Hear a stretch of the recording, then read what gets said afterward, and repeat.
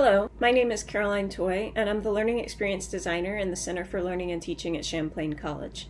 Today I want to talk about the student view in Canvas, how to find it, how to use it, and what it can do for you. So student view is a really powerful tool that lets you see exactly what your students see in the course by imitating a hypothetical student.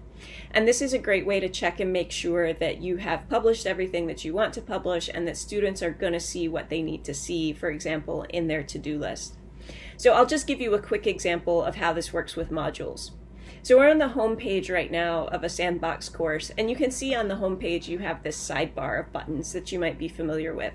Student view is located second from the bottom here. But let's look at the teacher view of the modules first. So you can see in this top module I have several old versions of the syllabus that I wouldn't want students to be able to see. And then I have the right version of the syllabus, assuming that this was October 2018.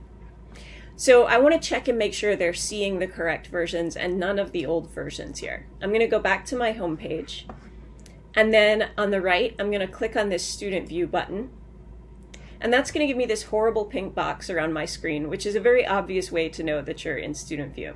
So now that I'm in student view, I'll jump back over to modules. Student view will remain on until I turn it off.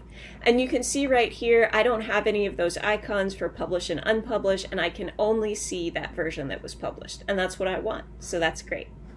To leave student view, you just use this button on the lower right, you pop out of it, and then you would be able to edit anything on the page you were looking at. So if you find an error, then you can just stay on that page, leave student view, and fix it.